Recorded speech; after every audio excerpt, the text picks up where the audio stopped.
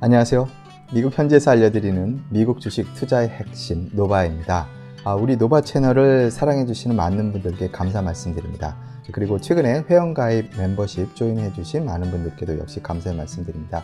우리 노바 채널에 애정을 가지시고 서포트해주셔서 정말 감사하고 저의 잡담을 계속해서 들어주셔서 또한 감사 말씀드립니다.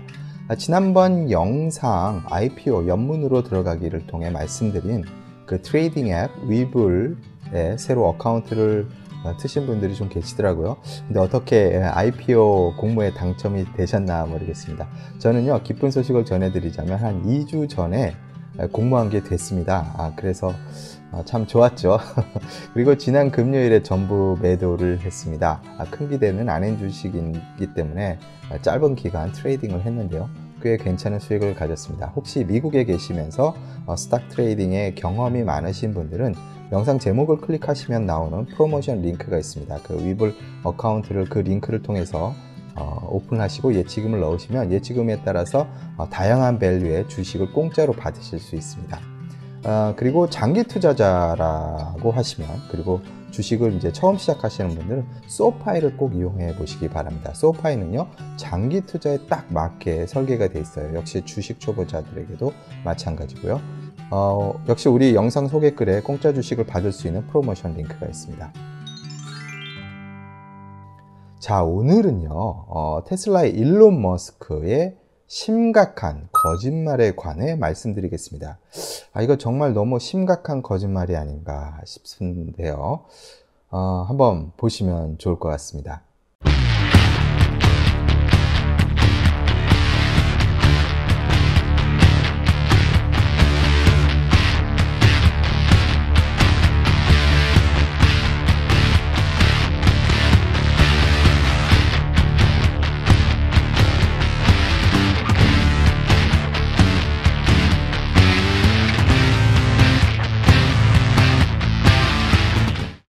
먼저 테슬라 세마이 트럭과 관련된 소식 전해드리겠습니다. 그리고 또 금요일이었죠. 3분기가 끝나면서 3분기에 납품된 차량의 대수에 대한 이야기를 먼저 해볼까 하는데요.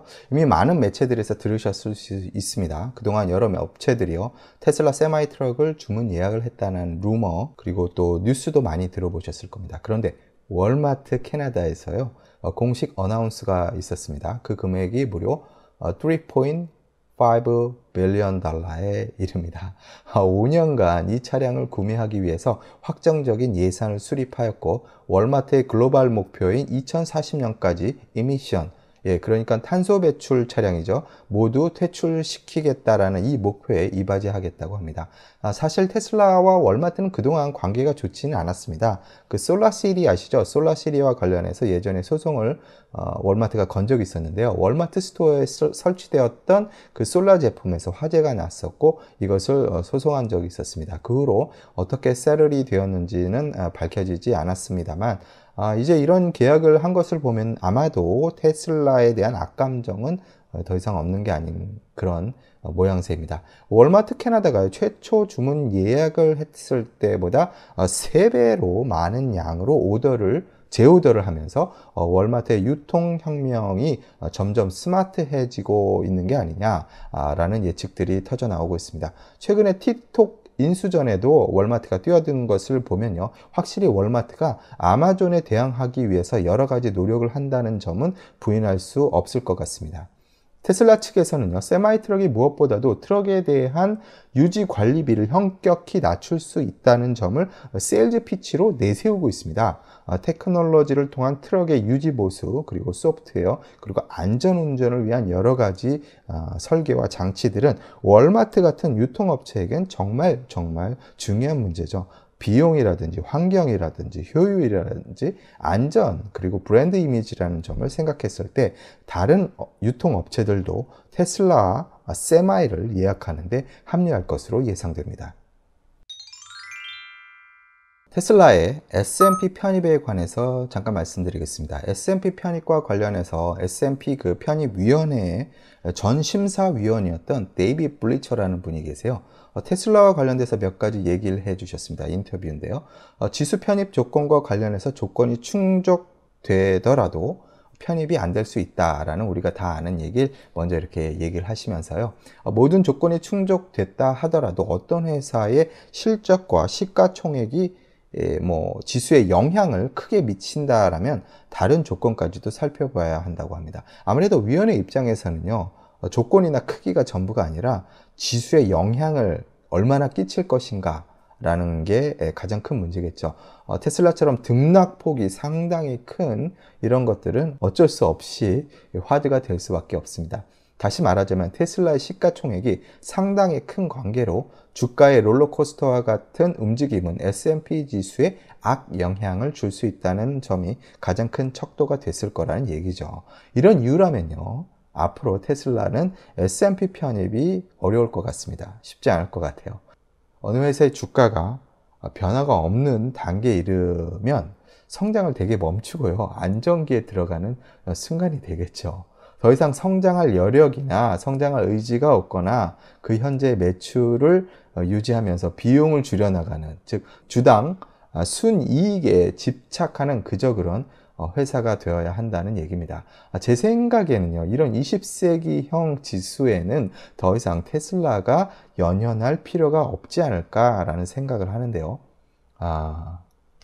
만일 테슬라가 혁신에 혁신을 거듭하는 회사가 아니고 그저 그런 탄탄한 회사가 되는 순간 테슬라의 매력도는요, 저에게 있어서는 사실 생각하기 싫고 투자하기도 싫지 않을까, 그런 생각이 듭니다. 이건 마치요, Just 10 Minutes, Just 10 Minutes 부르던 이효리 아시죠?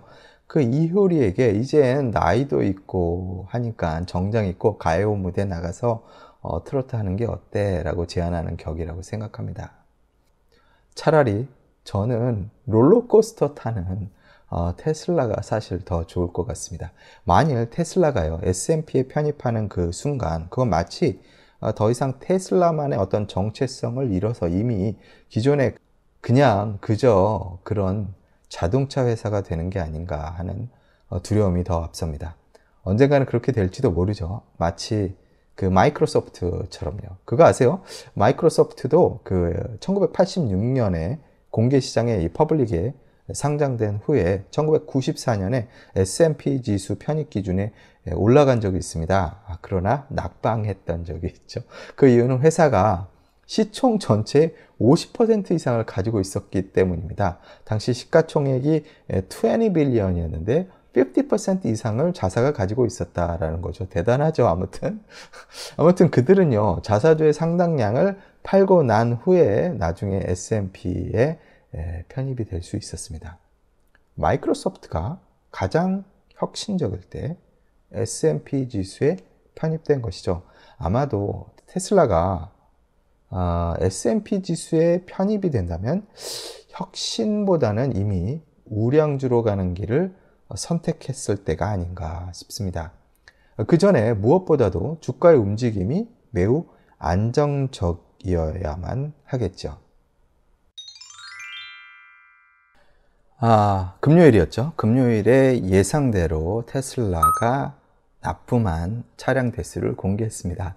팩셋이 조사한 애널들의 컨센서스에 의하면 지난 3개월 동안 13만 7천 대를 인도할 것으로 예상했었습니다. 그런데 실제로는 13만 9,300대를 납품했고요. 실제 생산 대수는 무려 14만 5,036대였습니다. 예상치와 거의 가까운 숫자를 보고함으로써 안정적인 생산 프로세스를 유지하고 있다고 볼 수 있죠. 일부 분석가들은요, 이런 수치가 좀 더 정교하게 발표되지 못하는 것에 대해 컴플레인하고 있는데요. 사실 그렇습니다. 말이 그렇긴 한데요. 정확히 어떤 모델들이 생산되었고 납품되었는지 궁금하긴 하죠. 그런데 사실 테슬라는요, 이런 발표를 지금 이 시점에 할 필요는 없습니다. 보통 다른 회사들은 어닝 발표할 때 이런 숫자들을 정교하게 얘기하는 게 보통이죠. 하지만 모든 리테일 투자자들과 기관 투자자들의 관심을 한껏 받고 있다. 그래서 이런 불평도 나오는 것 같습니다. 테슬라는 언제나 거짓말을 한다. 테슬라 always lies 라는 말 들어보셨나요? 네, 이 말을 자주 하시는 분이 있습니다. 그분의 성함은 바로 샌디 멀로입니다. I'll tell you one thing that I found out. Tesla lies. You probably don't believe this, but Tesla lies. 이분이 누구시냐 하면 레전더리 엔지니어시고요. 이분이 가지고 계신 회사 이름이 멀로 앤 어소시에이츠 INC입니다.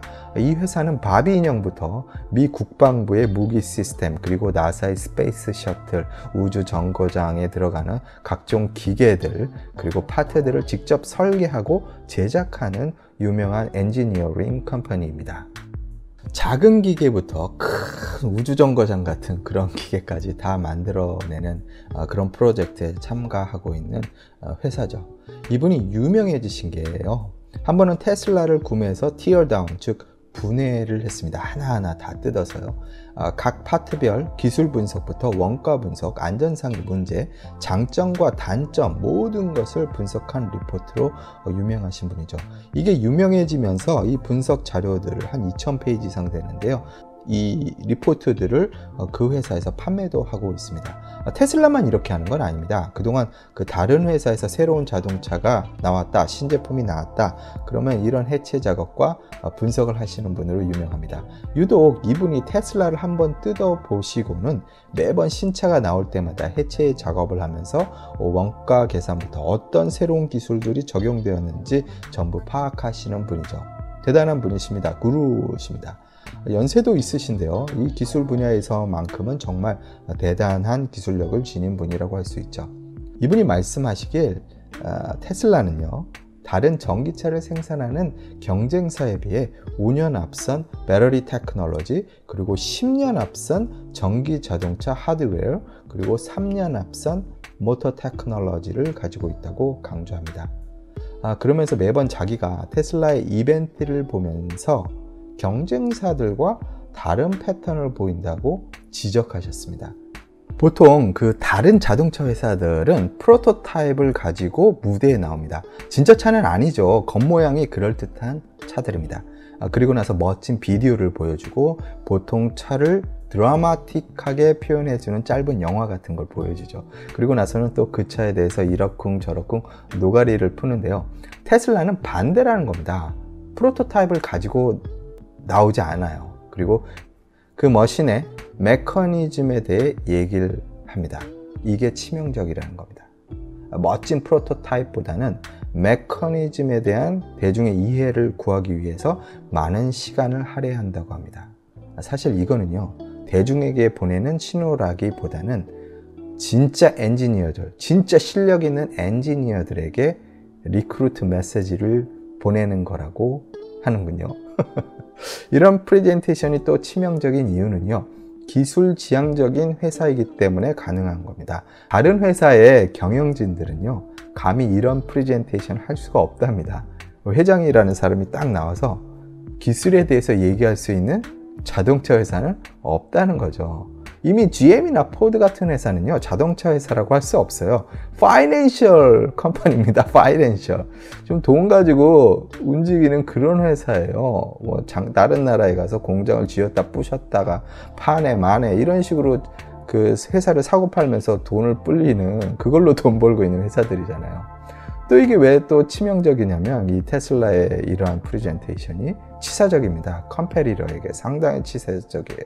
즉 경쟁사에게요, 많은 걸 보여주지 않습니다. 자기네도 아직 이걸 어떻게 해야 될지 모르겠다는 식으로 기만전술을 쓴다는 거죠. 기만전술. 다시 말하자면, 우리 이런 거 앞으로 몇 년 후에 이제 할 건데 잘 모르겠어요. 이게 언제 정확히 될지 모르겠네. 이런 식으로 기만한다는 거죠. 샌디 멀로 이 할아버지 얘기로는 사실 테슬라는 지금 모든 기술을 이미 가지고 있다. 그 기술에 대한 설계도를 가지고 있으며 이미 프로덕셔닝 설계뿐만 아니라 팩토리 설계까지도 손에 있을 거라고 합니다. 늘 이런 식으로 기만전술을 쓰다 보니 경쟁사들이 늘 테슬라를 얕잡아 보고 루즈해지는 거죠. 쟤는 자동차 모르는 애들인데, 이런 식으로요. 샌디 멀로는요, 덧붙이길 늘 핵심적인 무언가를 감추고 있다, 이렇게 얘기합니다. 마치 일론 머스크는요, 포커판의 플레이어로서 포커페이스에 능란한 선수라는 거죠. 특히 그들의 재료공학적인 면을 연구해 보면 특히나 그런데 그 영상이나 사진에서도 실제 그들이 가지고 있는 기술을 핵심적인 것들을 보여주지 않는다고 해요. 샌디 먼로, 이분이 또 대단한 게요, 8월에 한 인터뷰에서 테슬라가 가지고 나올 배터리는 아마도 고체 상태의 배터리일 거라고 했습니다. 근데 이게 맞았죠. 그리고 단지 회사들을 속이기 위해 자신의 성과를 감추거나 과소하게 만드는 듯한 자세를 취할 거라고 덧붙였습니다. 더욱이 이분이 말하기요, 더 심한 건 만일 이런 고체 배터리를 현재 가지고 있다면 다른 경쟁 업체는 이제 다시 게임을 제로 베이스에서 시작해야만 한다고 경고를 했습니다. 아마 제 생각엔 이미 가지고 있는 것 같습니다. 다만 대량 생산을 위한 프로덕션 스케일링이 당면한 문제겠죠. 왜냐하면 3년 후라고 얘기했어요. 3년 후라면 시간의 틀을 상당히 제시한 건데요, 공장을 만드는데요 보통 1, 2년이 걸리거든요. 그럼 지금부터 땅 파는 일을 시작해야 한다는 건데, 땅 파는 일 지금 시작하는 곳 어디 있나요? 바로 텍사스와 독일의 베를린이 있죠. 이 플랜트에 들어가야만 이 스케줄을 맞출 수 있지 않을까 하는 생각이 듭니다. 또 기가 막힌 게 있는데요, 제가 우연히 찾은 겁니다. 서핑하다가. 이게 그 증거라고 할 수 있는데, 이 기사를 한번 보시죠. 이 기사를 보시면요, 컨셉 수준인 줄 알았던 그 코발트 프리 배터리 있잖아요, 이게 있네요 이미. 완전 이거 거짓말쟁이들이에요. 로이터에서 캐치해낸 기사인데요, 9월 30일에 나온 기사입니다. 며칠 전이죠. 이거 기만 전술이 보통이 아니라고 할 수 있는데, 이 내용은 이렇습니다. 많은 분들이 아직 이 기사 모르실 거예요. 지난 배터리 데이에서 언급된 그 코발트 프리 리튬 인산철 배터리를 장착한 그 테슬라 차량이 중국에서 판매를 시작하기 직전이다, 이런 내용입니다. 이 내용은 사실 비밀인데 10월 10일경에는 내용이 발표될 수도 있다라고 익명의 제보자가 로이터 통신 기자에게 진술했다고 합니다. 대단해요 로이터. 이 정도 돼야죠, 통신사라. 이 배터리는요, 중국 내에서 생산되는 모델 3 차량에 탑재될 예정이라고 하고, 앞으로 나올 신모델 Y 그리고 SUV까지 내년부터 이 배터리를 적용해서 생산을 할 것 같다고 합니다. 이 배터리는요, CATL이라는 데서 만들었다고 합니다. CATL 다 아시죠? 대단합니다. CATL에 공식적으로 여러 번 그 멘션을 해달라, 확인을 해달라라는 요청을 했는데 아무 응답도 없다고 합니다. 이러면 진짜죠. 왜 침묵은 암묵적인 동의라고 하잖아요. 배터리 데이에 발표된 내용들도 마찬가지일 것 같습니다. 말 그대로요, 프로덕션 스케일드가 안 된 거지, 아니면 뭐 대량 생산을 위한 공장만 지금 현재 없다 뿐이지, 이미 제품에 대한 테스트도 끝나고, 그리고 제품에 대해서 적용 가능한 시제품일 그런 상태일 거다라는 겁니다. 일론 형님, 이거 거짓말이 너무 심한 거 아니요? 놀랬어? 그 중구 형 이거 장난이 너무 심한 거 아니오? 미안. 쏘리. 또 한 가지 독일에서 어제 리포트된 내용인데요, 테슬라가 현재 BMW 그리고 메르세데스 벤츠 배터리 제조 납품을 하는 회사를 인수했다고 합니다. 테슬라가 이제 직접 배터리 제조를 위한 준비를 예전부터 이미 했음을 알려주고 있는 거죠. 여러 보고에 의하면 이미 테슬라는 ATW를 인수했으며 그 회사의 즉 ATW와 여러 계약의 협력사나 뭐 이런 업체들 있잖아요, 계약 업체들, 이미 그런 사람들에게 통보를 했다고 합니다. 서한이나 어떤 문서, 다큐멘트가 확보되지 않은 기사이긴 하지만 독일의 자동차 업계는 이미 다 알고 있었고, ATW는 이미 기념행사까지 했다고 하네요. 만약 이 보도가 사실이라면 이제 이 회사는요, 테슬라의 그 그로만 오토메이션에 흡수될 거라고 보여집니다. 이 문제는요, 그로만이라는 이 독일 회사도 사실 그 독일의 여러 자동차 회사들과 계약 관계에 있었고 협력하던 관계였지만, 이미 단계적으로 그런 계약들을 폐지하면서 테슬라에만 전념하고 있습니다.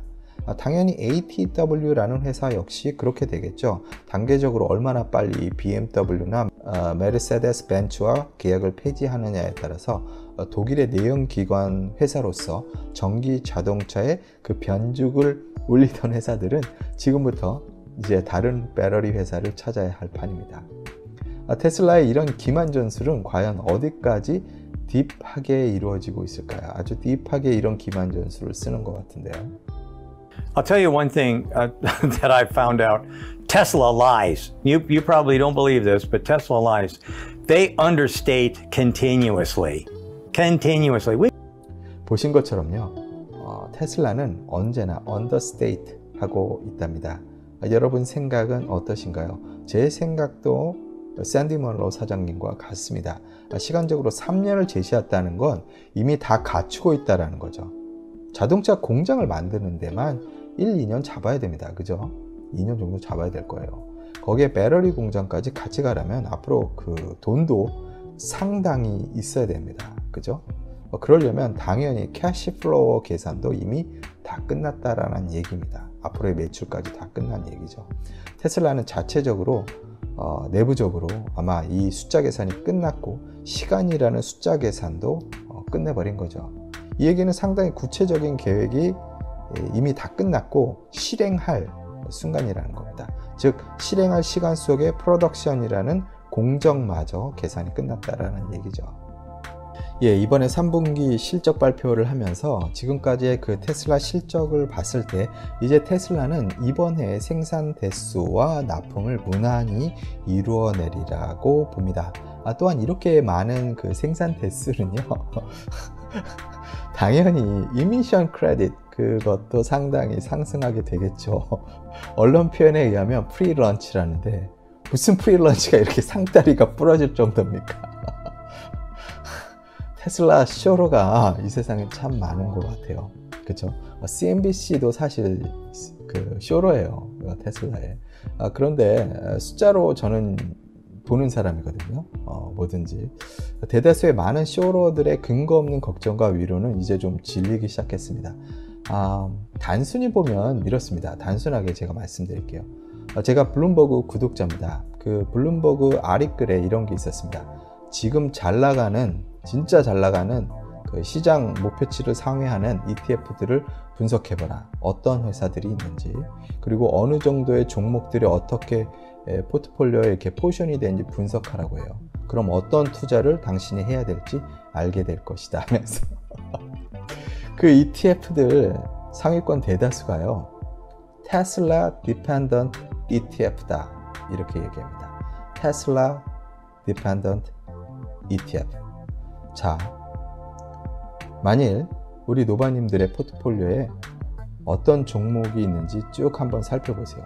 자신의 포트폴리오를 보면서 문제가 없진 않나 한번 보십시오. 그 ETF보다 잘하고 계시다면 뭐 제가 할 말이 없습니다만 그거보다 못하고 있다? 그러면 그냥 따라 하세요. 만약에 테슬라가 없으십니까? 테슬라가 좀 있으셔야 됩니다. 지금까지 500% 이상 지난해부터 상승해 왔어요. 근데 이걸 못 봤다?